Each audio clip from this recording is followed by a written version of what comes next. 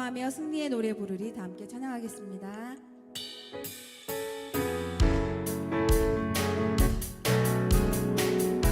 기뻐하며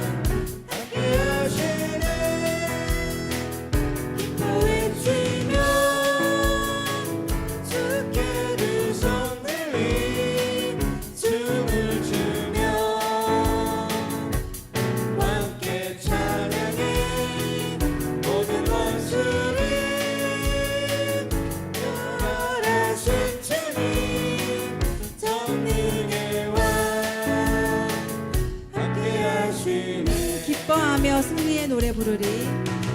기뻐하며 승리의 노래 부르리. 그 백성수가 회복시키시네. 그 사랑으로 억눌렸던 사모와 칭찬과 명성 얻게 하시네. 전심으로 기뻐하리. 전능의 왕 함께 하시네. 기뻐 외치며 주께 두 손 들리 춤을 추며 함께 찬양해 모든 원수를 멸하신 주님 전능의 왕 함께 하시네. 우리의 기쁨과 우리의 소망이 하나님으로부터 세워지기를 소망합니다. 찬양으로 고백하시겠습니다. 나의 기쁨 나의 소망 되시며 나의 생명이 되신 주 불러서 찬송을 드려도 늘 하신 마음 뿐일세. 나의 사모하는 선한 목자는 어느 꽃다운 동산에 향해 우리와 늘 함께 가셔서 기쁨을 함께 하실까. 길도 없이 거친 넓은 길에서 갈 길 못 찾아 애쓰며 저리로 헤매는 내 모양 저 원수 조롱하도다. 주의 자비롭고 화평한 얼굴 모든 천사도 반기며 그의 놀라운 진리의 말씀에 전지가 와닿도다. 나의 진정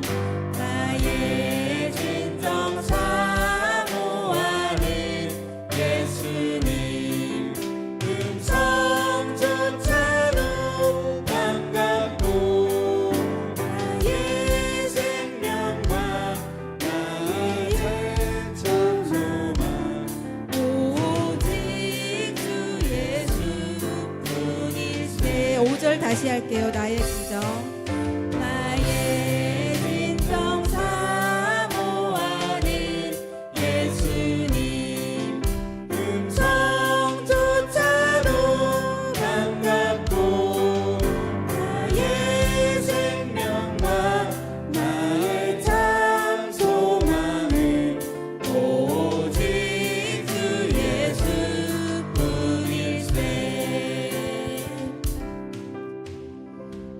자격 없고 무익한 우리를 예수님의 핏값으로 가치 있는 자들로 만들어 주신 은혜, 그분이 공급해 주시는 삶의 요소들로 오늘을 살아갈 수 있게 해주신 은혜, 매일의 삶에 스며들어 있는 하나님의 은혜를 생각하면서 감사한 마음으로 은혜 찬양 함께 하시겠습니다.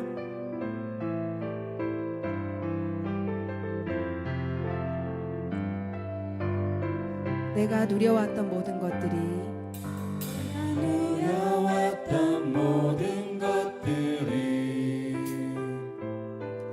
내가 지나왔던 모든 시간이 내가 걸어왔던 모든 순간이 당연한 것 아니라 은혜였소. 아침 해가 뜨고 저녁에 노을, 아침 해가 뜨고 저녁에 노을, 봄의 꽃향기와 가을의 열매, 변하는 계절의 모든 순간이 당연한 것 아니라 은혜였소. 모든 것이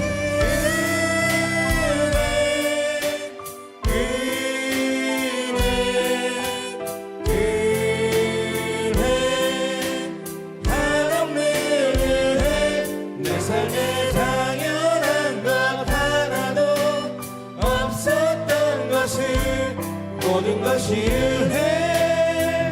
은혜였소.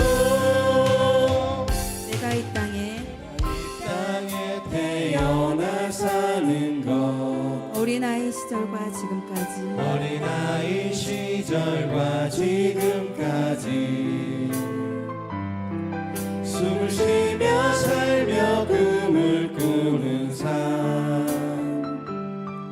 당연한 것 아니라 은혜였소. 아침 해가 뜨고 저녁에 노을,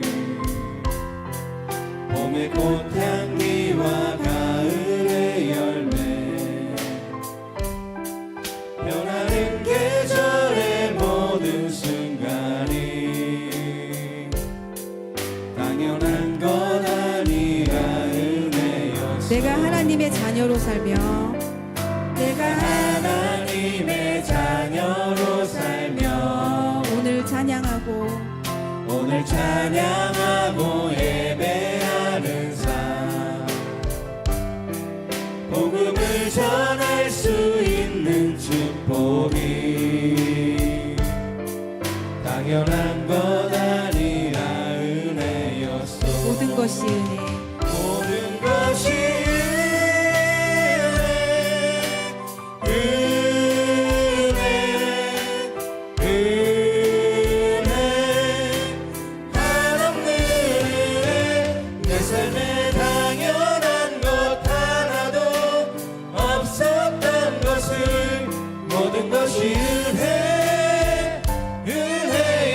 모든 것이 은혜, 모든 것이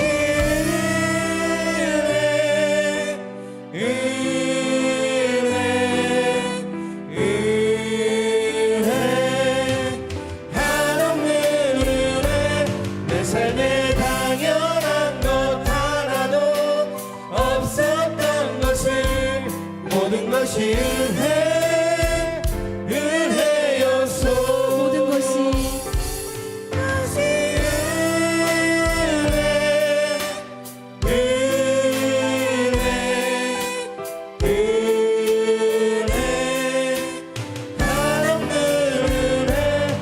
삶에 당연한 것 하나도 없었던 것을 모든 것이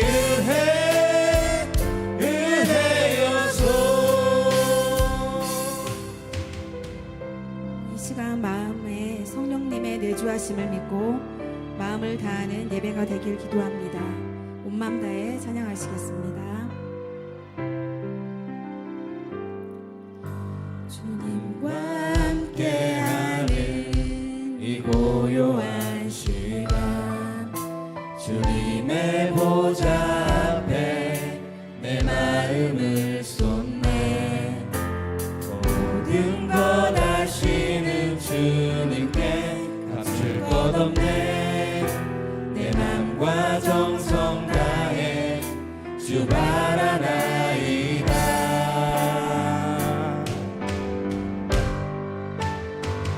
온 마음 다해 사랑합니다. 온 마음 다해 주 알기 원하네. 내 모든 삶 당신 것이니 주만 섬기리. 온 마음 다해 나 염려하지 않아도 내 쓸 것 아시니. 나 오직 주의 얼굴 구하게 하소서. 다 이해할 수 없을 때라도 감사하며 날마다 순종하며 주 따르오리다.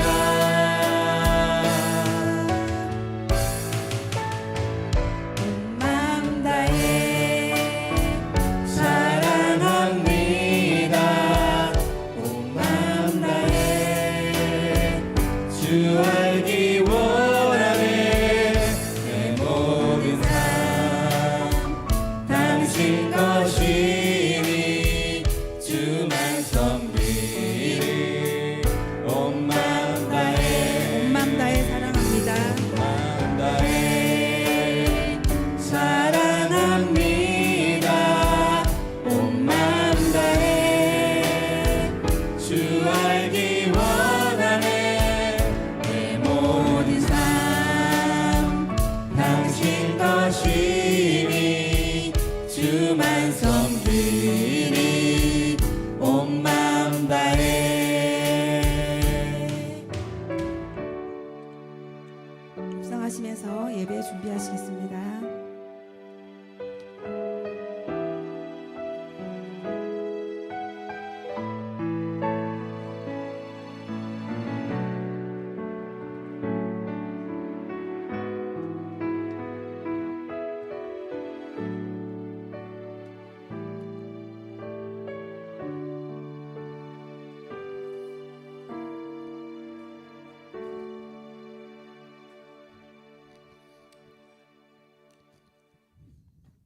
우리 삶에 예측할 수 없는 다양한 것들이 늘 우리 앞에 일어나지만 오늘 이렇게 좋은 날씨에 우리에게 생명을 주시고 하나님을 예배할 수 있는 이 자리로 불러주심에 감사드립니다.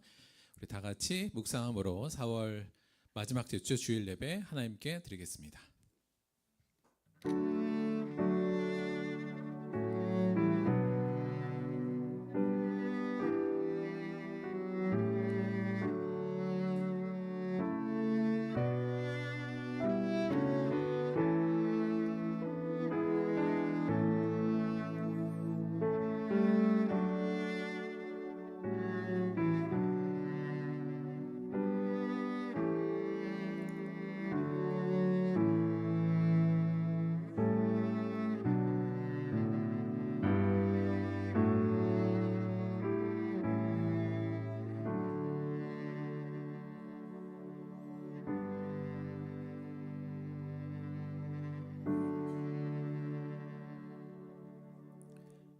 여호와는 나의 목자시니 내게 부족함이 없으리로다.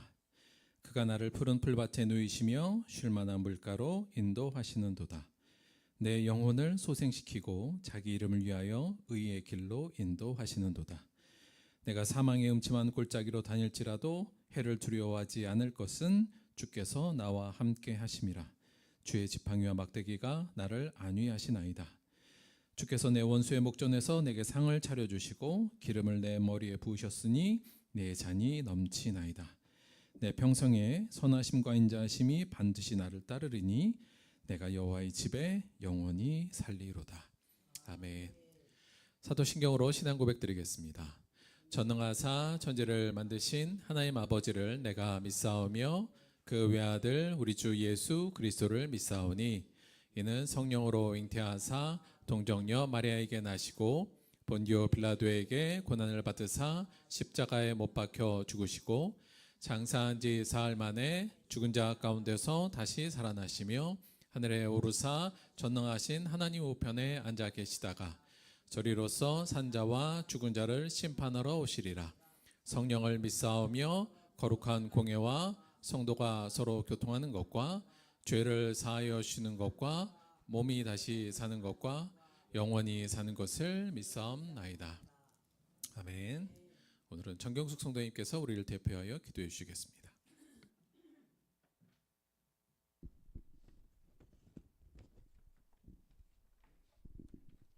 기도하시겠습니다. 사랑의 하나님 아버지, 4월의 마지막 주일 이 거룩한 날에 저희를 주님의 전으로 불러주시고 따스한 계절 속에서 주님의 사랑과 은혜를 다시금 묵상하게 하시니 참으로 감사합니다. 우리의 삶을 붙드시고 하루하루 인도하시는 주님의 사랑을 기억하며 예배하게 하여 주옵소서. 주님, 지난 한 주를 돌아볼 때 주님의 뜻대로 살지 못했던 우리의 모습을 고백합니다. 말씀보다 우리의 생각을 앞세우고 순종하기보다 편한 길을 택했던 연약함을 용서하여 주옵소서. 우리의 중심이 늘 흔들리고 있음을 고백합니다. 우리의 잘못을 깨닫게 하시고 회개하는 심령으로 주님께 나아가게 하여 주옵소서. 이 자리에 함께한 성도님들 각자의 삶에서 지치고 무거운 짐을 안고 나온 이들에게 주님의 위로와 평강이 함께하기 원합니다. 육신의 연약함으로 고통받는 이들에게 치유의 손길을 베풀어 주시고 마음의 근심과 걱정이 있는 이들에게 주님의 평안을 허락하여 주옵소서. 하나님, 우리의 내면 깊은 곳에 있는 허기와 갈증을 세상의 것으로 채우려 했던 어리석음을 고백합니다.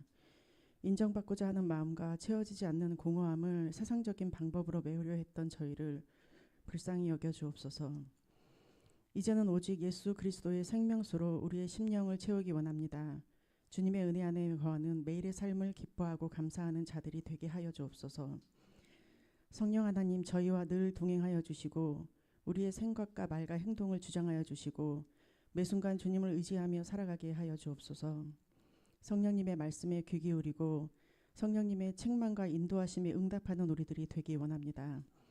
고백에 머무르지 않고 삶으로 드러나는 믿음의 삶을 살게 하여 주시고 성령님의 내주하심을 확신하고 영적으로 살아있는 자들이 되게 하여 주옵소서.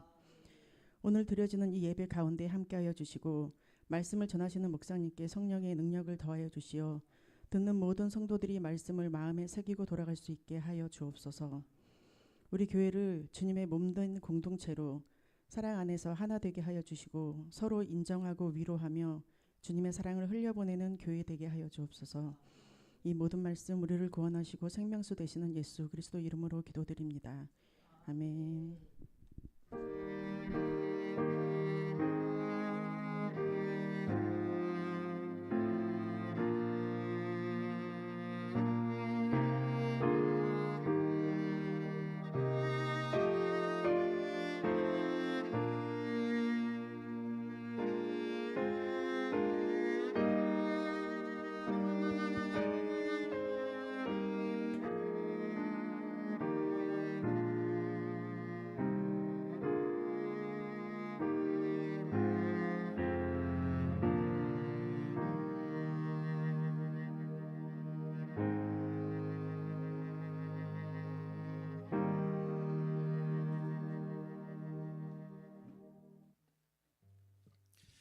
감사합니다.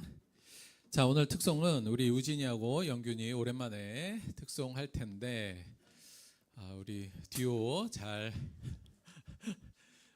자, 시작부터 약간 난관이네요. 자, 우리 멋진 듀오의 찬송 주 예수 나의 산소망 함께 듣도록 하겠습니다. 잠깐 준비 좀 할게요. 마이크는 켰어?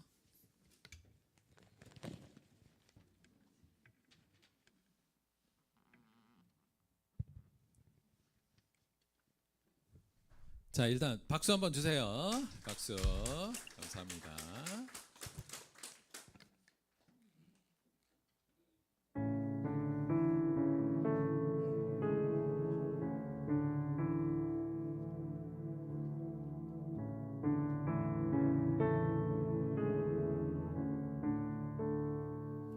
깊은 절망의 수렁 가운데 주님께 닿을 수 없던 우리 어두운 밤중에 하늘을 향해 주의 이름 나 부를 때 어둠을 뚫고 오신 주 사랑 나의 절망 거두셨네.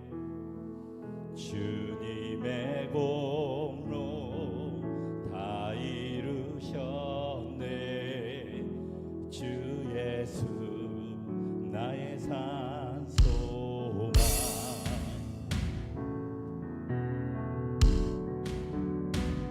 그 누가 주의 자비를 따라 한없는 은혜 증량할까.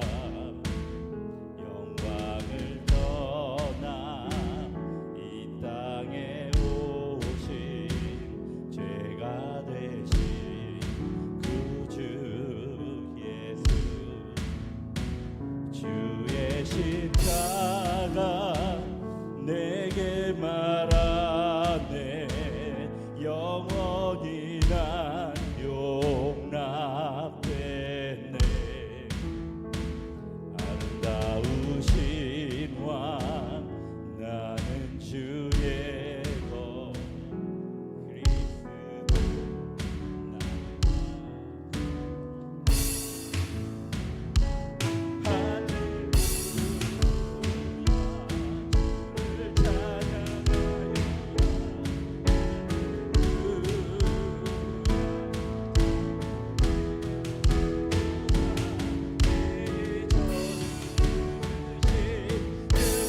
구원이 또다.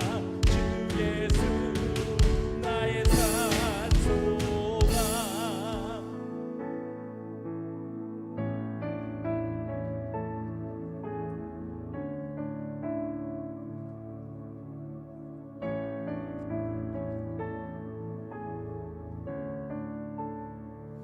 언약된 안식 장사된 몸에 부활의 모험 시작됐네.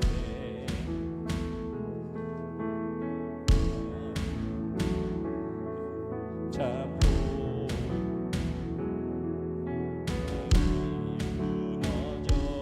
무너졌도다. 사망이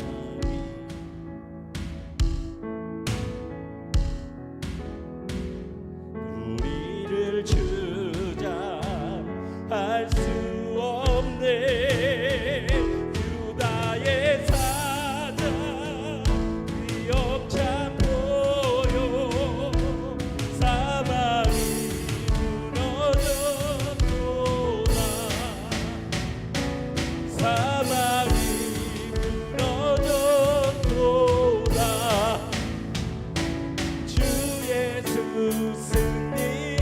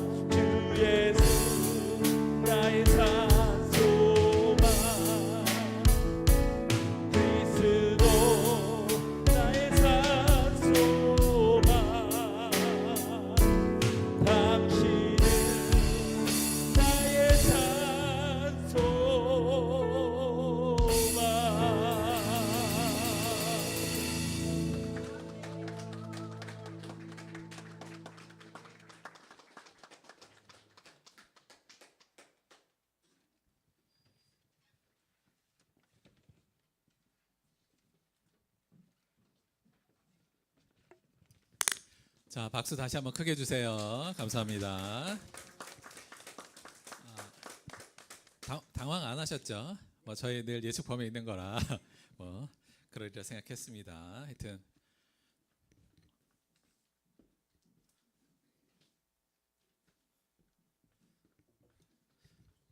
우리 그 영균이 그 몇만티 시작할 때 제가 그 개업 예배 하면서 물론 식당이 음식을 먹으러 온 사람들이 육적인 배고픔도 채우지만 사랑을 좀 채우는 가게가 됐으면 좋겠다, 이제 그 얘기를 했었어요. 지금도 그 부분이 잘 되고 있는 것 같아서 감사하다는 말씀을 드리고 계속 기도해 주시기 바랍니다. 영균이 몇만티를 위해서도. 좋은 찬양 잘 들었습니다. 자, 오늘 말씀 보도록 하겠습니다. 오늘 본문 말씀은 신약성경 로마서 12장 1절과 2절의 두 절의 말씀 보도록 하겠습니다.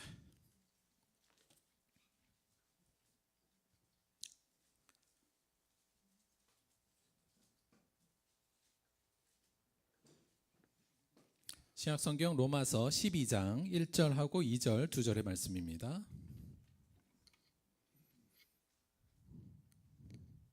신약성경 255페이지 로마서 12장 1절과 2절 두 절의 말씀 다 찾으셨으면 우리 두 절이니까 한 목소리로 봉독하겠습니다. 시작. 그러므로 형제들아 내가 하나님의 모든 자비하심으로 너희를 권하노니 너희 몸을 하나님이 기뻐하시는 거룩한 산 제물로 드리라. 이는 너희가 드릴 영적 예배니라. 너희는 이 세대를 본받지 말고 오직 마음을 새롭게 함으로 변화를 받아 하나님의 선하시고 기뻐하시고 온전하신 뜻이 무엇인지 분별하도록 하라. 아멘. 오늘은 로마서 12장 1절에서 2절 두 절의 말씀을 중심으로 해서 이 세대를 본받지 말고, 이런 제목으로 하나님의 말씀 함께 나오도록 하겠습니다. 조금 집중해 주시고 말씀 시작할게요. 일단 말씀 드리기 전에 지난주에 장하산 둘레길 소풍에 대해서 잠깐 말씀을 드리자면, 사실은 거기에 이제 저는 이제 매일 가는 길이거든요. 그래서 거기서 말씀 묵상도 좀 많이 하고 걸으면서 좀 사색도 하고 저한테는 굉장히 행복 포인트인 곳이에요. 그래서 성도들하고 같이 그런 것도 좀 나눴으면 좋겠다라는 마음으로, 선한 마음으로 시작했으나 많은 분들이 컴플레인을 많이 하셨다, 힘도 들고 뭐, 그래서 그 부분은 죄송하다는 말씀을 좀 드리고, 여간 혹시나 나중에 뭐 또 좀 체력 좋으실 때 그 코스 가지시면 좋으니까 교회 왔다가도 좀 강요는 아니에요, 하시면 좋다는 말씀을 드립니다. 근데 거기 가는 중에 우리 보셨으면 아시겠습니다만 버거킹 가게에 있었잖아요. 얼마 안 멀잖아요. 그래서 저희 교회에서 가장 가까운 가게이기도 하고 거의 제가 단골이거든요. 제가 이제 뭐 햄버거도 좋아하고 가까워서 자주 가는 가게인데, 가게를 늘 가면 이제 햄버거를 선택해야 되잖아요. 그래서 늘 가면 이제 메뉴판 안에 이제 서 있어요. 그런데 이 버거킹 메뉴가 버거만 한 20개에서 30개 정도 버거 메뉴가 있거든요. 매번 갈 때마다 이제 내가 먹을 버거를 선택을 해야 되잖아요. 그래서 매번 제가 한 6년 정도 지금 여기 있으면서 버거킹하고 계속 교류를 하고 있는데, 그렇게 자주 가진 않아요. 그래도 이제 저 혼자 있거나 뭐 간단하게 밥을 때울 땐 그냥 가서 거기서 먹으면 되니까 자주 가는데, 매번 갈 때마다 이게 뭘 먹을까가 이제 고심되잖아요. 버거가 한 20개, 30개 있는데. 그래서 늘 고민하고 고심하고 이제 메뉴를 고르는데, 거의 6년간 거의 변함없이 가면 고르는 햄버거는 거의 똑같습니다. 뭐 고를 것 같아요, 제가? 늘 고르는 건 와퍼 아니면 와퍼 주니어예요. 왜 그러냐면 이 두 가지 메뉴가 항시 세일을 합니다. 이게 이제 매일 세일하는 게 요거예요. 그래서 이제 두 개가 돌아가면서 세일을 하기 때문에 대부분의 와퍼 주니어를 세일하고요. 운 좋으면 이제 와퍼를 세일할 때가 있으면 또 그것도 먹고. 그래서 이제 늘 메뉴 앞에서 선정하다가 결국 뭐 먹을까 막 고민하다가 결국 고르는 건 와퍼 아니면 와퍼 주니어 세일하는 거, 요거를 늘 고릅니다. 근데 요즘에 이제 이 버거집도 되게 새로운 메뉴도 많이 나오고 새로운 버거도 많이 나오고 프리미엄 버거도 많이 나오잖아요. 한번 먹어보고 싶은 거예요. 새로 나온 것들이니까. 근데 그 버거들의 가격이 한 8,000원, 9,000원, 10,000원이 넘어가는 거예요. 그러니까 내가 햄버거를 먹는데 8,000원, 9,000원, 10,000원을 쓴다는 게 이게 약간 제 심정적으로는 이게 안 되는 거예요. 그래도 이게 먹고 싶어서 그래도 제가 그렇다고 뭐 그 돈이 없는 건 아니니까 그 정도 햄버거는 제가 먹어도 되지 않겠습니까? 그래서 먹으러 가도 늘 고민하다가 이 와퍼 아니면 와퍼 주니어를 먹는 거예요. 최근에도 한번 요즘에 뭐 새로운 무슨 뭐 셰프하고 뭐 컬렉션 한 뭐 이런 거 버거가 있다 그래서 너무 먹고 싶어가지고 또 갔는데 고민하다가 또 와퍼 주니어를 그냥 먹고 오면서 제가 이제 스스로 생각을 한 겁니다. 나는 왜 이렇게 그지근성이 대체 이거 왜 이러지? 나는 약간 그런 거예요. 왜 이거 돈이 있는데 그거 먹을 수도 있는데 뭐 한 끼 그냥 10,000원짜리 그냥 눈 질끈 감고 먹어도 되는데 그걸 못 먹는 거예요. 그래서 제가 곰곰이 생각을 해봤어요. 내가 이걸 왜 선택을 못 하고 있는가? 곰곰이 생각해봤는데 제가 잘 저를 좀 봤더니 약간 이런 겁니다. 첫째는 뭐냐면 이게 왜 내가 뭐 음식을 먹었는데 잘 먹었다라는 느낌이 드는 데는 보통 음식의 맛하고 가격이 같이 영향을 미치잖아요. 근데 저는 가격의 영향이 굉장히 큰 내적 성향을 갖고 있어요. 암만 맛있게 먹어도 가격이 너무 비싸면 맛이 없어지고 맛이 그저 그런데 되게 싸게 먹었으면 되게 맛있는 듯이 느껴지는 요 가격에 대한 탄력성이 제가 되게 이게 높은 거예요. 그런 내적 성향이 좀 있는 거예요. 생각해보니까 나는 왜 이러지 이런 생각이 든 거예요. 그래서 조금 생각해봤더니 제 안에 이 절약이 미덕이라는 생각이 좀 강하게 박혀 있는 것 같습니다. 그러니까 절약이 좋은 거야. 절약이 미덕이다. 그러니까 생각해 보면 제 시대 때 어릴 때는 이 절약해야 된다는 게 되게 좀 강한 사회적 어떤 압박이기도 하고 미덕으로 많이 선전되던 시대였던 것 같은데 그 중에서도 제가 이 부분에 대해서 좀 뭘 좀 생각을 많이 했던 것 같습니다. 그러니까 저희 집안이 뭐 등록금 못 내고 이런 정도의 어려움을 겪진 않았는데 또 개인적으로 그렇다고 제가 용돈이 뭐 넉넉해 본 적은 없었던 것 같고 그러니까 늘 뭔가 절약해야 된다는 생각이 있었고 그게 좋은 거라는 생각이 있었고 생각해 보니까 제가 초등학교 때 검소한 어린이상 뭐 이런 거 탔거든요. 학교에서. 그러니까 왜 그때 한참 미제 일제 쓰지 마라 뭐 이런 운동이 막 있는데 저는 제가 안 쓰려고 안 쓴 게 아니라 없으니까 학교에서는 얘가 검소하네 이래갖고 검소한 어린이상 이런 것도 초등학교 때 학교에서 받고 막 이랬어요. 그러니까 그러면서 좀 나는 검소한 사람이야 뭐 약간 요것도 좀 있었던 것 같고 그리고 나서 제가 20대를 전후해서 신학을 하면서 제 안에 또 하나의 바뀌었던 생각 중에 하나가 뭐냐면 목사는 사치해서는 안 된다는 생각이 저한테 좀 깊게 들어와 있는 것 같습니다. 그러니까 물론 10,000원짜리 햄버거 먹는다고 그게 사치는 아니잖아요. 그렇긴 한데 이게 제가 20대 때 한참 이제 신학교 때 막 피 끌 때 막 이럴 때 목사님들이 막 조금 사치하는 것 같은 거, 막 비싼 양복 입고 막 이런 걸 볼 때 제가 약간 그 불 끓는 신학생으로서 막 그 비판도 많이 하고 하여튼 조금 제가 좀 과하게 그랬던 그것 경험들이 좀 있어서 목사는 사치하면 안 된다. 목사가 10,000원짜리 햄버거를 먹어 이건 좀 아닌 것 같아. 약간 이런 성향이 저한테 좀 있나 봐요. 물론 그렇다고 해서 누가 10,000원짜리 먹는 걸 욕한 것도 아니고 친구 목사가 10,000원짜리 햄버거를 먹는 것도 뭐 욕하거나 그러지 않습니다. 그리고 사주면 또 잘 먹어요. 그러나 내가 내 스스로 가서 뭘 먹을 때 이걸 먹는다는 게 뭔가 깨름직한 거예요. 그래서 이러한 것들이 내 안에 있으니까 결국 이러한 생각들이 나를 이렇게 사로잡고 있는 거죠. 그러니까 메뉴 앞에서 나한테는 분명히 내가 선택할 수 있는 장소이지만 사실은 선택이 안 되는 겁니다. 그냥 이러한 내적인 부분들이 나를 그냥 어떤 것을 선택하도록 이미 만들어 놓는 거죠. 그게 세일하는 와퍼 아니면 와퍼 주니어인 거예요. 그래서 제가 와퍼 아니면 와퍼 주니어를 넘어서 10,000원짜리 프리미엄 햄버거를 한번 먹으려면 요 세 가지 중에 하나가 깨져야 가능하지 않나라는 생각을 좀 갖습니다. 자, 그런데 이런 거 제가 선택할 수 있도록 저를 이끌어가는 이런 내적인 이런 부분을 사회학적으로 볼 때 이걸 하비투스라는 용어를 좀 쓰긴 씁니다.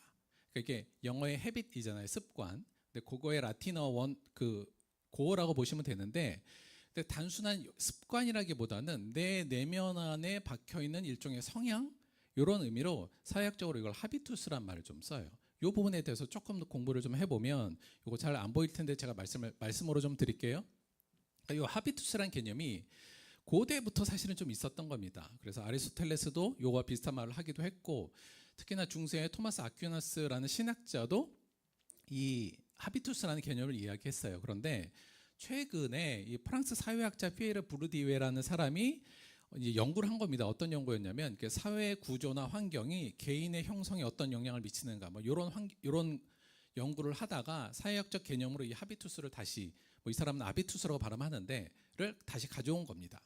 이게 결국 이게 뭐냐면, 이 하비투스라는 게 과거 경험이 축적되어서 형성된, 그래서 사고와 지각과 행동을 이끌어내는 지속적 성향의 체계. 무슨 말인지 모르겠는데 쉽게 말하면 이런 거예요. 내가 과거의 경험들, 특히나 내가 가정에서, 학교, 또 계급, 내가 속한 계급이나 내 지역에서 겪었던 경험들이 내 안에 지속적인 성향으로 하비투스로 나한테 박힌다는 얘기입니다. 그리고 그것이 내 행동과 생각과 모든 것으로 자연스럽게 드러난다는 거죠. 쉽게 말하면 자신이 속한 사회 환경과 경험을 통해서 형성된 후천적인 천성 같은 거, 제2의 본성 같은 것을 그냥 하비투스라는 개념으로 이야기를 한 거예요. 이게 사실 어려운 얘기는 아니죠. 우리가 흔히 주변에서도 많이 느끼잖아요. 그러니까 경상도에서 태어나서 산 사람들이 갖는 경상도 사람들의 하비투스가 있고, 전라도 사람들의 하비투스가 있고요.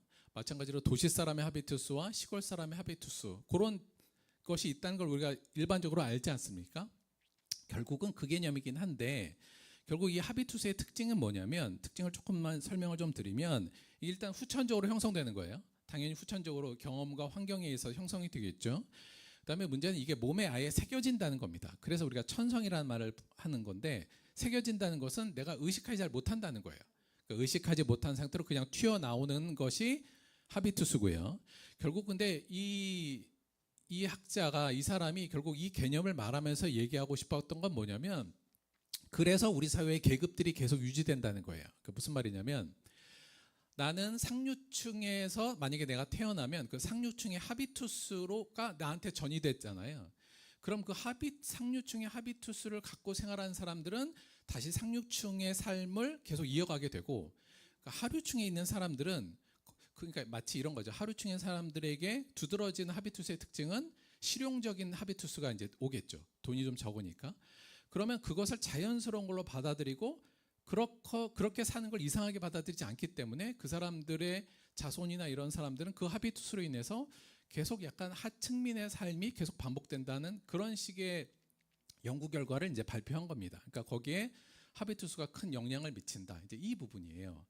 그래서 이 부분을 조금 그냥 한마디로 하비투스를 이야기하면 우리가 이렇게 얘기할 수 있는데, 이 사람이 얘기한 거에 의하면, 즉 나의 목표, 나의 꿈, 또 나의 다양한 취향, 이게 뭐 음악적 취향도 될 수 있고 음식의 취향도 될 수 있고, 하여간 다양한 취향, 또는 내 행동 방식과 사고 방식, 더 나아가서는 각종 태도, 사람을 대하는 태도건, 아니면 문제 앞에서 내가 하는 태도건, 더 나아가서 내가 행복하다고 느끼는 감정 혹은 불행하다고 느끼는 감정과 그 감정의 조건조차 내가 선택하고 내 고유의 특징인 것처럼 나는 보통 생각하지만, 이게 나야 이렇게 생각하는 거죠. 나는 원래 이런 사람이야 라고 생각하지만, 사실은 실제 상당 부분은 내가 속한 사회, 가정과 학교와 내가 컸던 지역, 그리고 그 속에서 느꼈던 다양한 경험들에 의해서 형성되었고, 더 나아가서는 강요된 거라는 것이 이 사람이 얘기하는 부분이에요. 물론 이 분이 우리가 결국 환경 결정론자는 아니지만, 그러니까 이걸로 모든 것이 결정된다는 것은 아니지만, 이 영향이 상당수 있다는 것을 이야기했고, 이것이 우리 사회를 바라보고 우리 사회 구조를 바라보고 개인의 모습을 바라보는데 굉장히 의미 있는 결과로 이야기를 한 겁니다. 물론 다 동의할 수는 없는 부분이 있습니다만, 근본적으로 이 인사이트는 굉장히 의미 있다는 생각이 듭니다. 우리 현실에서 실제로 벌어진 일들이고, 우리 안에도 실제로 각각 다른 하비투스들이 결국 자리 잡고 있다고 볼 수 있는 건데, 그것이 우리가 속한 환경과 내가 경험한 경험들에 의해서 이미 규정되어 있어서, 뭘 내가 선택한다는 게 사실은 나는 내가 선택한다고 생각하지만 실제로는 그 하비투스가 그 선택을 현재 강요하고 있다는 얘기죠. 우리 아이들한테 야, 네 꿈이 뭐야? 이렇게 물어보면 아이들은 자기의 세상에서 수많은 꿈들을 선택할 수 있지만 사실은 선택할 수 없다는 겁니다. 왜냐하면 이미 이 세상의 하비투스가 아이들에게 네 꿈은 이런 거여야만 돼라고 이미 강요하고 있다는 의미죠.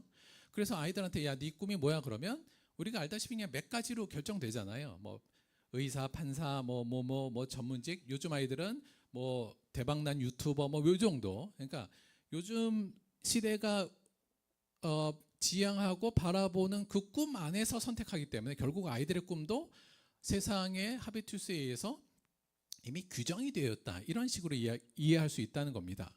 아이들한테 야, 네 꿈이 뭐야 그랬더니 제 꿈은 매일매일의 삶을 하나님을 영화롭게 하는 게 제 꿈입니다. 이런 꿈을 안 꾸잖아요, 애들이.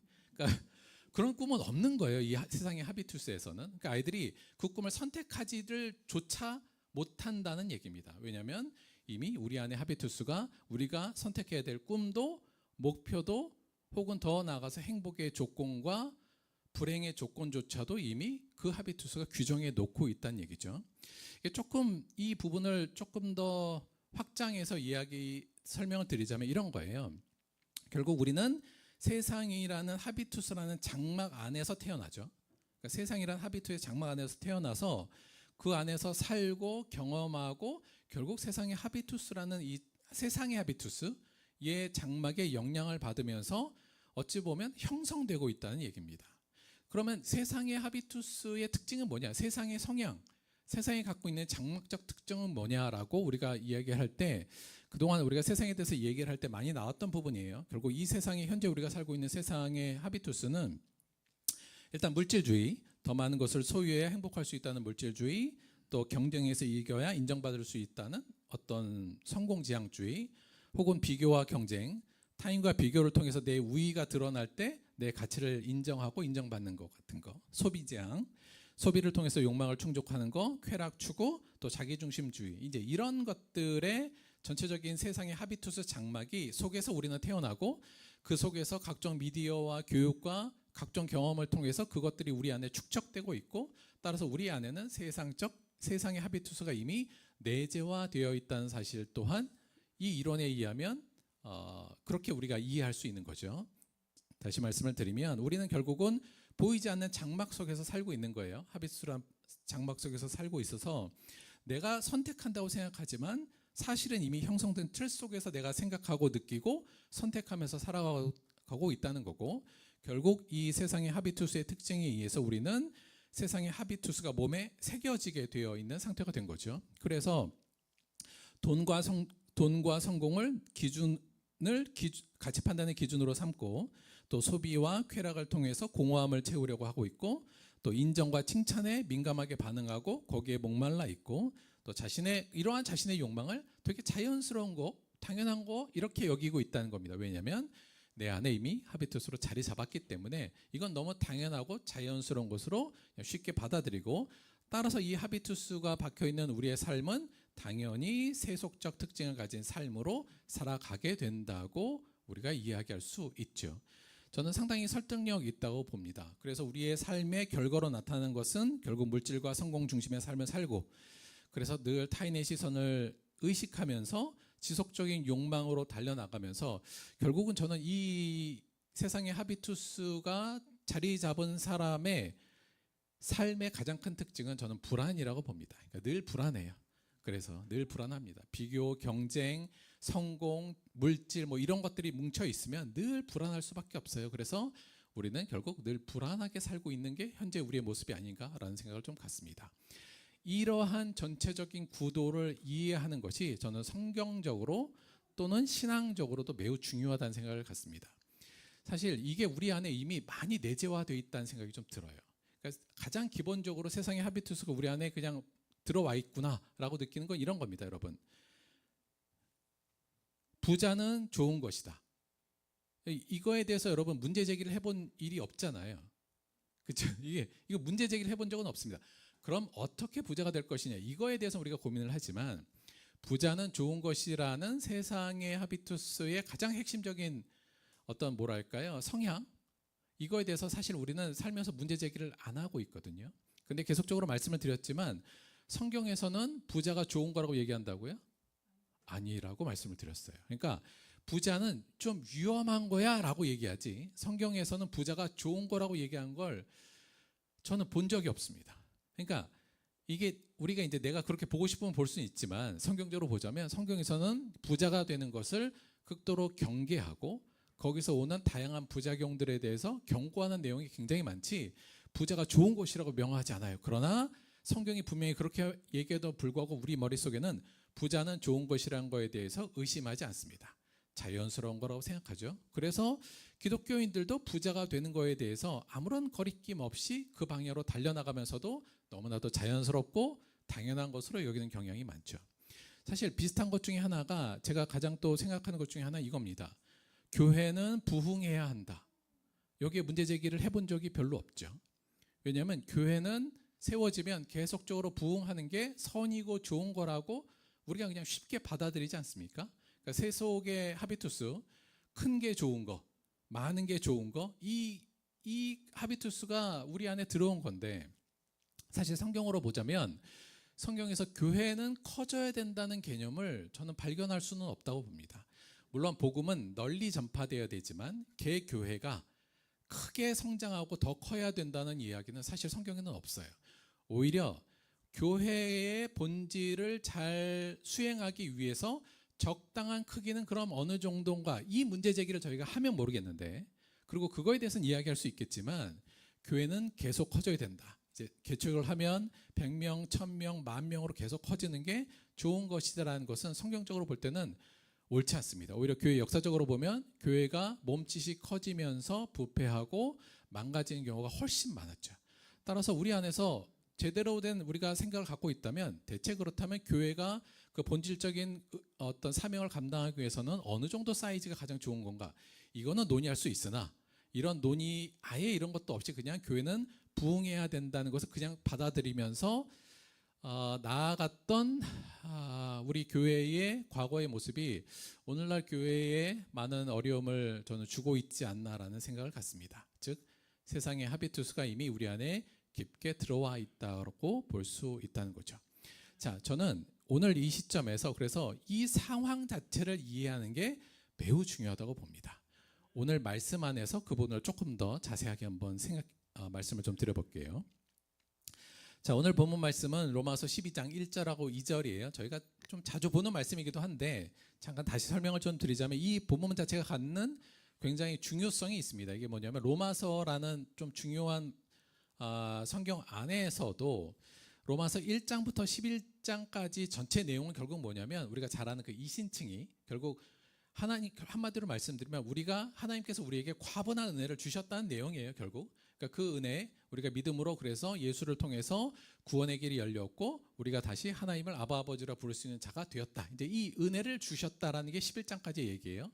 그리고 12장부터 시작되면서 첫 번째 그러므로 이렇게 시작되는 부분이잖아요. 그러니까 결국 12장부터는 그렇게 우리가 큰 은혜, 과분한 은혜를 받았으니 우리는 앞으로 어떻게 해야 된다. 더 나아가서는 왜 그런 은혜를 하나님께서 우리에게 주셨냐면 이것을 이루기 위해서 이제 이렇게 논리가 진행됩니다. 그러니까 12절부터는 우리가 받은 그 은혜가 왜 주셨는지 그리고 그 은혜를 받은 자는 어떤 삶을 살아야 되는지를 이야기하는데 그 중에서 1절과 2절이 그 12장 이후의 모든 것을 요약하는 한마디로 표어의 말씀으로 우리에게 주어진 거예요. 그러니까 그 중에서도 핵심적인 부분이라고 말씀을 드릴 수 있죠. 자, 그 중요성을 생각하면서 한번 읽어볼게요. 그러므로 너희가 그렇게 하나님이 너희를 사랑하시고 별 볼품 없고 죄인이며 자기가 죄인인지도 모르고 그냥 자기 뜻과 자기 중심적으로 살아가던 너희를 하나님께서 먼저 사랑하시고 너희를 위하여 이 땅에 하나님의 아들 예수 그리스도를 보내시고 십자가에 너희의 죄를 대속시키기 위해서 죽으신 그 부분에 대해서 너희들에게 큰 은혜를 주셨으니 그것을 받은 너희들은 이렇게 된 거예요. 너희들은 형제들아 내가 하나님의 모든 자비하심으로 너희를 권하노니 너희 몸을 하나님이 기뻐하시는 거룩한 산 제물로 드리라요. 그러니까 우리가 이제 해야 될 건 우리의 몸을 하나님이 기뻐하는 거룩한 산 제물로 드리는 겁니다. 그런데 이것을 사도 바울은 뭐라 그랬냐면 이는 너희가 드릴 영적 예배다. 이제 이렇게 설명하고 있어요. 즉 우리가 앞으로 이제 해야 될 건 하나님께 드리는 온전한 예배이며 우리를 하나님이 기뻐하시는 제사의 제물로 우리 스스로를 드리는 건데 그것이 곧 예배라는 말씀이죠. 그런데 그 구체적인 내용이 뭔지, 우리가 결국은 우리의 몸을 거룩한 산 제물로 드리는 게, 그리고 우리가 예배 드린다는 거의 내용은 무엇인지가 2절의 내용이에요. 그러니까 구체적으로 그 내용이 무엇인지를 설명하는 게 2절인데 2절에 이렇게 얘기합니다. 너희는 이 세대를 본받지 말고 오직 마음을 새롭게 함으로 변화를 받아 하나님의 선하시고 기뻐하시고 온전한 뜻이 무엇인지 분별하도록 하라죠. 달리 말씀을 드리면 이 내용이 우리가 드릴 영적 예배의 내용이고, 우리가 우리의 몸을 하나님이 기뻐하시는 거룩한 산 제물로 드리는 내용인 거예요. 크게 세 가지로 구성되어 있어요. 첫 번째는 이 세대를 본받지 말고, 두 번째는 변화를 받아서, 세 번째는 분별하라. 세 가지죠. 자, 이 세 가지 내용을 그럼 잠깐 살펴볼 텐데, 첫 번째 이 세대를 본받지 말라가 맨 먼저 나옵니다.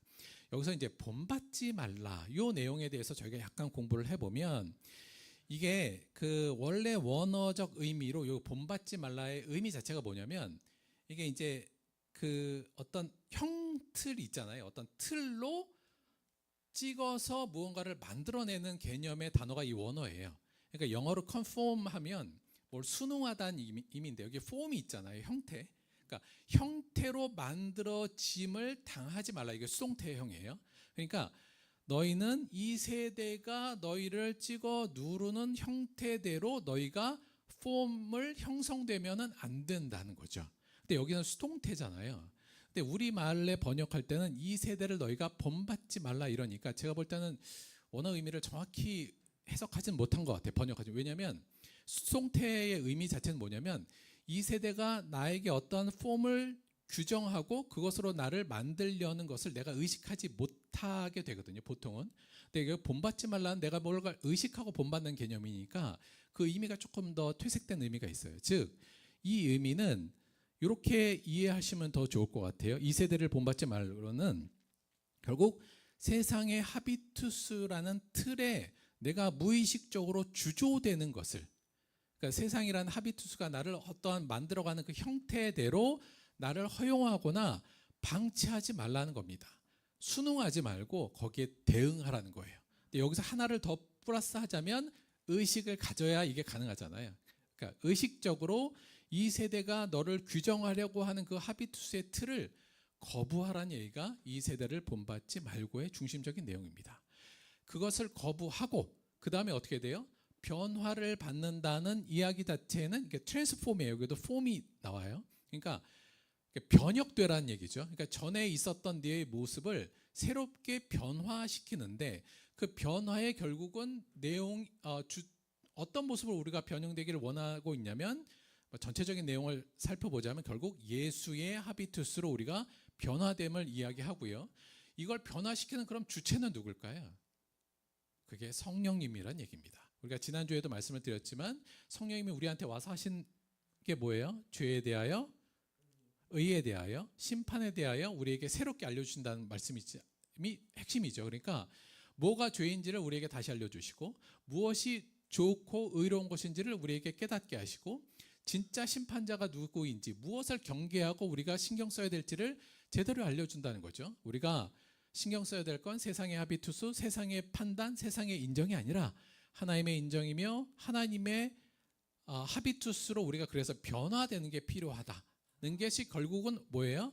그것이 우리가 드릴 영적 예배고, 결국 그것이 우리가 거룩한 산 제물이 되는 모습이란 얘기입니다. 다시 설명을 드리면, 그래서 이 세대를 본받지 말고 세상의 하비투스 틀에 내가 무의식적으로 주조당하는 것을 허용하거나 방치하지 말고 그거에 대응하여서 어떤 식으로 변화라고요? 성령님이 이끄는 예수의 하비투스로 변화되라, 이렇게 얘기하고 있고요. 그렇게 변화되는 목적이 뭐냐가 사실은 요 분별하라예요. 그러니까 여기 분별하다는 건 내가 무엇가 무엇인지를 알고 그것을 살아내는 것까지 포함되는 단어인데, 결국은 분별하여 살아내기 위해서 뭘 분별하고 어떻게 살아내요? 하나님의 선하고 기뻐하시고 온전한 뜻을 내가 잘 분별하고 그것을 살아내는 것, 사실 그게 예배거든요. 그러니까 그걸 하기 위해서는 예수의 하비투스, 성령이 이끄시는 예배의 하비투스로 내 안이 새롭게 변화돼야 되고, 그걸 위해서 뭘 해야 되냐면 이 세상의 하비투스가 나를 주조하려는 것을 대응하고 그거에 대해서 맞서 싸워야 한다는 이야기가 지금 이어지고 있는 거죠. 그래서 한마디로 말하면 은혜 받은 우리들이 그 다음에 할 것은 진정으로 하나님을 예배하는 자를 찾으신다고 예수님도 말씀하셨는데, 그 영적으로 예배하는 자가 되기 위해선 세 가지, 이 세대를 본받지 말고 변화를 받아서 하나님의 선하시고 기쁘신 뜻이 무엇인지를 알고 그 뜻대로 살아나는 건데, 결국 이 모든 것의 첫 출발점은 어디라고요?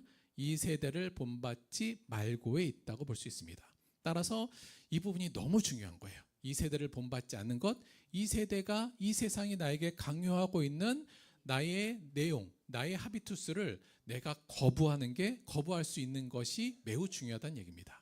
사실 이 내용을 그래서 저는 조금 더 적극적으로 해서 세상의 하비투스에서 해방되라, 이 명령으로 받아들일 수 있다고 봐요. 그러니까 세상의 폼에서, 세상이 규정하고 있는 그 폼에서 내가 해방되어야 함을 이야기하고 있습니다. 그런데 사실 이 내용은 오늘 말씀뿐만 아니라 사실은 신약 성경 안에서 굉장히 중요하게 말씀되는 부분입니다. 사도 바울이 여기서도 말했지만 사실은 같은 내용인데, 그 내용을 에베소서에서는 이렇게 얘기하고 있어요. 너희는 유혹의 욕심을 따라 썩어져가는 구습을 따르는, 이게 세상의 하비투스를 따르는 옛사람을 벗어버리고 오직 너희의 심령이 새롭게 되어 하나님을 따라 의와 진리의 거룩하심으로 지으심을 받은 새 사람을 입으라. 이 내용의 결국은 세상의 하비투스를 벗어버리고 예수의 하비투스로 새롭게 옷 입으라는 얘기거든요. 이게 그리스도인이 되는 길이며 이것이 은혜 받은 자가 살아가야 될, 혹은 분명히 나아가야 될 사명의 첫 번째 길이라는 사실을 사실 여기서 강력하게 또한 얘기하고 있습니다. 우리가 생각할 때 세례 요한이 이 땅에 오셔서 예수님의 길을 예비하는 자로 보내셨지 않습니까? 세례 요한이 외쳤던 가장 핵심적인 말이 뭐였냐면 회개하라, 천국이 가까이 왔느니라. 사실 여기서 회개하라는 건 결국 뭐였냐면 세상에 하비투스적으로 살아가는 삶을 돌이키고 고치라는 얘기가 사실 여기서 회개하라는 의미입니다. 그래서 사실은 수많은 선지자들이 외쳤던 얘기도 사실은 이 내용이었고요. 결국은 세례 요한이 그 예수님의 복음을 받아들이기 위해서 먼저 정했던 것들을도 한마디로 말씀드리면, 야, 세상의 하비투스에 눌려서 점령당해서 살면 안 돼, 돌이키라. 이게 사실은 핵심적인 메시지였고요. 사실 우리가 아는 예수님의 산상수훈의 말씀의 핵심도 사실은 이 부분입니다. 우리가 잘 아는 것 같이 예수님이 산상수훈에서 가르치실 때도 가난한 자가 복이 있고 애통하는 자가 복이 있고 온유한 자가 복이 있다. 세상의 하비투스와 정반대된 얘기를 하셨잖아요. 세상에서는 부자가 복이 있는 거고 웃는 자가 복이 있는 자며 힘 있고 권력 있고 남들에게 호통치는 자가 복이 있는 건데 정 그 반대를 얘기를 하시지 않았습니까? 그러면서 세상의 하비투스를 붕괴시키는 게 바로 예수님의 첫 번째 말씀이셨고, 결국 우리가 잘 아는 것 같이 내 이웃을 사랑하고 내 이웃을 미워하라 하였다는 것을 너희는 들었으나, 이것은 유대적 하비투스이기도 하고 당시의 세상적 하비투스죠. 그러나 나는 너희에게 이르노니 너희 원수를 사랑하라. 결국 예수님께서는 세상의 하비투스에 매여 있는 자들의 그의 사고방식과 그들의 그 하비투스가 잘못되어 있는 것을 고발하시고 어떻게 우리가 새로운 하비투스를, 하나님의 하비투스를 가져야 될지를 말씀하시는 게 그분의 가르침의 어찌 보면 대부분의 내용이었다, 이렇게 볼 수 있는 겁니다. 따라서 우리가 이 세상의 하비투스에서 해방되는 것, 이것은 신앙적으로 매우 중요하며 반드시 이루어져야 될 우리의 사명이라고 볼 수 있는 겁니다. 자, 그러면 마지막으로 우리가 그럼 이 세상의 하비투스에서 해방되기 위해선 어떻게 해야 될까에 대해서만 짧게 오늘 말씀을 드리면서 말씀을 마칠 텐데, 이거는 저희가 스스로가 좀 고민을 좀 해봐야 될 부분인 것 같아요. 여러 가지 내 스스로 내 안에 하비투스, 세상의 하비투스가 내 몸 안에 각인되어 있는 걸 어떻게 벗겨낼 수 있는가에 대해서는 각자가 더 고민을 많이 해봐야 될 것 같은데, 몇 가지만 좀 제안을 드리자면, 첫 번째는 내 안에 새겨진 세상의 하비투스를 의식적으로 일단 인식하는 것부터 시작하는 게 저는 제일 중요하다고 봅니다. 그러니까 그 부르디외도 뭐라고 얘기를 했냐면, 그러니까 이런 거예요. 그러니까 매일 하층민에 있는 사람들은 하층민의 하비투스를 가져서 계속 하층민의 삶이 이어진다는 거예요. 세대를 넘어서. 그러니까 그렇게 살면 안 돼. 그래서 네 하비투스를 네가 바꿀 수 있다는 생각을 갖고 소위 말하면 더 좋은 하비투스로 나를 만들려고 노력하라는 얘기를 하거든요. 그러니까 이걸 내가 인식한다는 것, 아, 내가 지금 세상의 하비투스가 내 안에 각인되어 있구나. 이것을 인식하는 순간 내가 이것을 충분히 수정하고 고칠 수 있는 능력이 생긴다는 겁니다. 그러니까 그것부터 시작하라는 얘기예요. 따라서 아까 얘기하면 저는 아마 10,000원짜리 햄버거를 먹을 수는 있을 겁니다. 이제 내가 왜 못 먹는지를 알잖아요. 그래서 그 중에 하나만 제가 약간 타협하면 먹을 수는 있을 거예요. 그러니까 내가 이걸 인식하고 있으면 그래 나는 원래 그지야 이렇게 생각한 게 아니라 내가 이런 것 때문에 내가 지금 이런 특성을 갖고 있구나만 알면 충분히 내 특성을 필요에 따라서 내가 고칠 수도 있고 유지할 수도 있지 않습니까? 따라서 내 안에 지금 어떤 하비투스가 나를 점령하고 있거나 내 안에 있는지를 인식하는 거, 의식적으로 인식하고 파악하는 게 매우 중요합니다. 오늘 제가 드리고 싶은 말씀은 사실 이 부분이 제일 중요한데 이걸 일단 알자는 얘기예요. 내 안에 세상의 하비투스가 많이 각인되어 있고 그것이 나를 이러한 식으로 만들어 가는구나.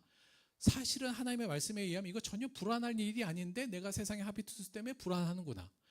세상 사람들이 이거 내가 충분히 행복한 일인데 세상의 하비투스에 눌려서 내가 이걸 행복으로 못 받아들이고 있구나. 이런 식으로 내가 잘 이 부분을 인식하는 게 중요하다는 말씀을 드립니다. 저의 햄버거 하비투스는 유지할 생각입니다. 물론 충분히 양보하고 먹을 수는 있지만 목회하는 동안은 유지하는 것이 저는 좀 더 낫지 않나? 그러니까 내 의지에 따라서 유지도 할 수 있고 수정도 할 수 있다는 것, 그것이 인식에서부터 시작한다는 것을 꼭 기억하시는 것. 그래서 자기를 좀 잘 복귀해 보셔야 돼요. 그래서 내 안에 그 하비투스가 어떻게 작용하고 있는지를 잘 한번 따라가다 보면 이 세계가 보여주는 이 세계와 충분히 우리가 대응하고 싸울 수 있는 용기와 힘이 분명히 생길 겁니다. 잘 인식하는 게 첫 번째 중요해요. 그래서 그 중에서도 저는 나의 행복과 불안의 감정이 대체 어디에서 근거하고 있는지를 먼저 좀 살펴보시면 조금 더 도움이 될 것 같아요. 보통 내가 뭘 갖고 불안해하는지, 그리고 내가 왜 이때 불안해하고 내가 왜 이때는 행복해하는지, 그 행복의 근거가 하나님의 말씀에 의한 건지 세상에 의한 건지 이런 것들을 조금 따져보기 시작하면 이 하비투스를 의식적으로 인식하는 데 도움이 많이 좀 될 것 같습니다. 이 정도로 한번 인식해 보는 것도 권해드려요. 그리고 두 번째는 세상의 하비투스에 해방되기 위해서는 성령님의 말씀하심에 귀 기울이고 작은 몸짓이라도 그 음성에 응답하기. 이거 지난주에 드린 말씀이긴 하지 않습니까? 결국 성령님께서 우리 안에 들어오시면 성령님께서 하시는 일은 성령님은 우리 안에 세상 하비투스를 해체시키시고 다시 예수님의 하비투스를 새기는 일을 하셔요. 그러니까 그분의 음성만 잘 듣고 무시하지 않고 잘 따라가고 작은 몸짓이라도 반응을 하기 시작하면 어찌 보면 자연스럽게 우리가 세상의 하비투스에 각인되어 있는 것들이 떨어져 나가게 될 겁니다. 그래서 지난주에도 말씀을 드렸지만 너무 바쁘면 음성을 못 듣잖아요. 안 들으려고 하고, 그리고 듣다가도 그냥 내가 무시하고 그냥 지나치는 일들이 많은데 조금 쉼을 가지시고 말씀 안에서 성령님이 하시는 이 말씀들에 귀 기울이고 작게라도 응답하려는 노력을 하자. 이게 두 번째고요. 세 번째는 세상의 하비투스의 영향을 최소화하는 일단 환경은 좀 구축하려고 노력하자는 겁니다. 그러니까 이제 세상 하비투스가 한 100으로 규정되어 있는 환경에 내가 들어가면 아무리 의식하고 내가 노력한다 하더라도 영향을 받을 수밖에 없잖아요. 그러니까 우리가 이 세상에 사는 한 이 하비투스에서 우리가 완전하게 해방될 수는 없으나 되도록이면 그러한 하비투스가 아니라 예수의 하비투스가 장악하고 있는 그런 환경 속에 나를 자꾸 들여놓고 그런 환경을 만들려는 노력을 하는 게 필요하다. 대표적으로 저는 최소한 우리의 가정과 교회만큼은 세상의 하비투스가 지배하지 않는, 그리고 예수님의 하비투스가 지배하고 있는 좀 안전한 장소로 우리가 만들어야 된다는 생각이 듭니다. 그러니까 이걸로도 안 되겠죠. 왜냐하면 세상이 워낙 넓은데 늘 넓으니까. 그러나 최소한 교회만은, 최소한 내 가정만은 그런 세상적 하비투스가 영향력을 발휘하지 않는 환경이 되어야 한다. 그리고 그 속에 내가 자꾸 들어가려고 노력하는 것이 필요하다는 말씀을 다시 한번 드립니다. 그래서 사실은 이제 저는 이제 목회자로서 이제 교회가 그런 환경이 되어야 되잖아요. 그러니까 교회는 세상의 하비투스의 영향력이 아예 없다고 말씀드릴 수는 없습니다만 최소한 그것을 대응하고 그와 반대되는 하비투스, 예수의 하비투스가 풍성한 곳으로 우리 스스로가 만들어야 하는 의무가 있고 책임이 있습니다.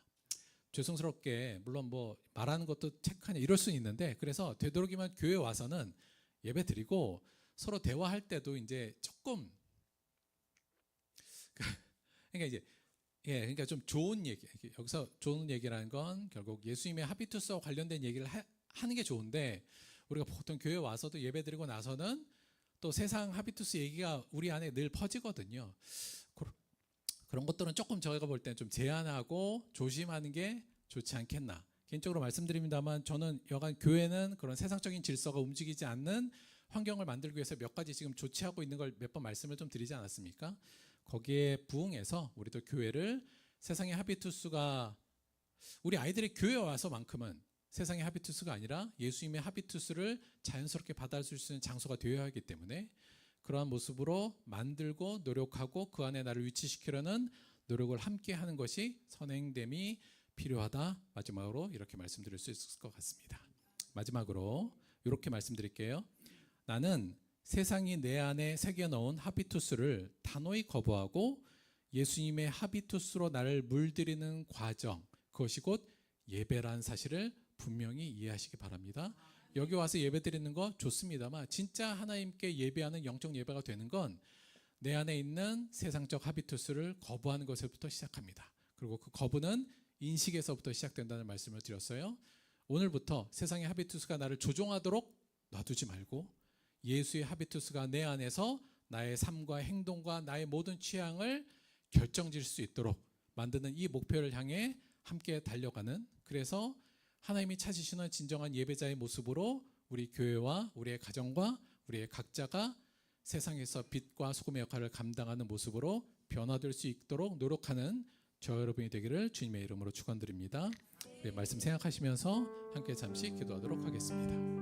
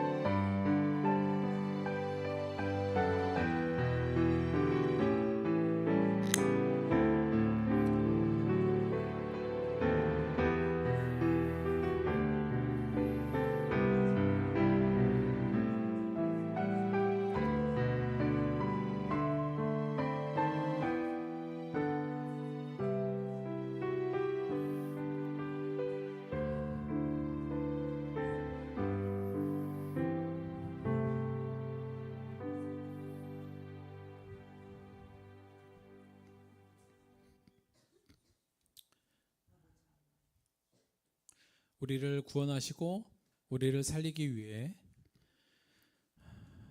세상의 하비투스를 거부하시고 끝까지 하나님의 뜻을 지키신 예수님의 삶과 예수님의 십자가의 감사와 영광을 드립니다. 우리 그 은혜를 받은 우리는 이제 또한 세상의 하비투스에 저항하기로, 거부하기로 결단하였습니다. 뭐 이거 다 그런 거지, 뭐 원래 자연스러운 거 아닌가, 원래 다 이렇게 사는 거 아닌가, 이러한 생각에 빠지지 않고 하나님의 말씀을 기준으로 세상의 하비투스를 걷어내고 주님이 기뻐하시고 주님이 선하다고 하신 그 뜻을 쫓아 살아가는 우리가 될 수 있도록 인도하여 주옵소서. 주여, 원하기는 우리 안에 각인되어 있는 세상의 하비투스를 지워주시고 그 지움의 고통을 인내하고 감내할 수 있는 용기도 허락하여 주옵소서. 그리하여 새롭게 새겨지는 예수의 하비투스로 매일의 삶이 불안이 아닌 하나님의 평강으로 채워지는, 그리고 우리의 삶을 통해 하나님의 영광이 드러나는 삶으로 나아갈 수 있도록 인도하여 주옵소서. 감사드리며 예수님의 이름으로 기도드렸습니다. 아멘. 자, 빨리 4월 생일자 축하를 하도록 하겠습니다. 그런데 오늘은 이렇게 세 분인데 나올 사람이 한 명밖에 없네요. 자, 아빈이 왔어요? 아빈이 안 왔죠? 자, 우리 정건욱, 유영준, 조아민 4월 생일자를 축하드리면서 자, 찬송 드리겠습니다. 하나님의 사랑이 같이 할게요. 제이가 더 좋아하는 것 같은데. 하나님의 사랑이 당신의 삶 가운데 가득하기를 축복합니다. 하나님의 은혜가 우리 가운데 가득하길 기도합니다. 자, 촛불 끄도록 하겠습니다. 하나, 둘, 셋. 박수. 4월 생일자 축하드려요. 4월 생일자가 좀 더 들어와야겠다. 약간 조금 단독 샷이 약간 더 좋은가? 여하간 생일 축하드립니다.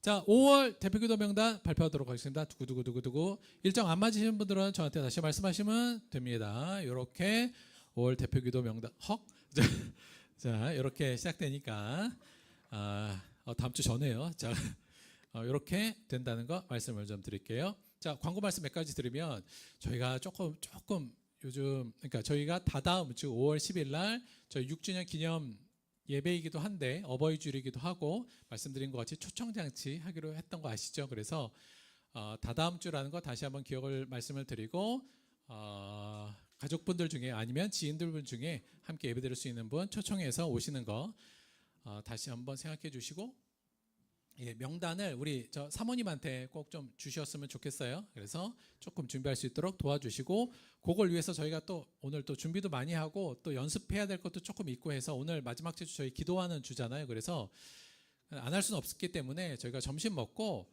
1시부터 바로 기도를 시작해서 오늘은 좀 짧게 하고 바로 이제 그 다음에 연습하는 거 하도록 할게요. 하여간 식사하시고 1시부터 여기 모여서 기도회 하도록 하겠습니다. 그리고 이거 늘 교회에서 제가 볼 때 늘 교회에서 늘 하는 얘기긴 한데 준비 찬양부터가 예배잖아요. 우리가 이제 준비 찬양하면 그때는 돌아다니는 시간으로 보통 생각하시는데 준비 찬양부터가 예배다. 좀 일찍 오셔서 준비 찬양부터 좀 같이 참석해 달라는 부탁 말씀 하나마나 하지만 그래도 다시 한번 교회 이게 되는 교회를 제가 본 적이 없어서 그러나 다시 한번 부탁을 드립니다. 헌금을 위해서 기도하고 주기도문으로 예배 마치도록 하겠습니다.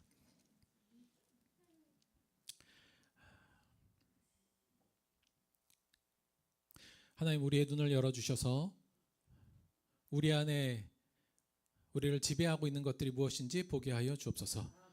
그것이 세상이 아닌 하나님의 말씀의 길을 원합니다. 무지하고 어리석게 세상이 찍어내는 모습으로 내가 변형되는 것을 거부하기로 결단하였으니 주께서 용기 주시고 세상과 다름을 이상하게 여기거나 불안해하지 않고 오히려 기쁨으로 여길 수 있는 진정한 이 땅의 나그네로서 그리스도인으로서 살아가는 우리가 될 수 있도록 역사하여 주옵소서. 주신 은혜 감사하여 귀한 예물 드렸습니다. 예물이 쓰이는 모든 곳에 하나님의 구원의 역사가 있게 도와주시고 드린 손길마다 예수 그리스도의 하비투스로 가득 채워 주옵소서. 감사드리며 예수님의 이름으로 기도드렸습니다. 아멘. 함께 주기도문 하겠습니다. 하늘에 계신 우리 아버지여, 이름이 거룩히 여김을 받으시오며 나라가 임하시오며 뜻이 하늘에서 이루어진 것 같이 땅에서도 이루어지이다. 오늘 우리에게 일용할 양식을 주시옵고 우리가 우리에게 죄 지은 자를 사하여 준 것 같이 우리 죄를 사하여 주시옵고 우리를 시험에 들게 하지 마시옵고 다만 악에서 구하시옵소서. 나라와 권세와 영광이 아버지께 영원히 있사옵나이다. 아멘.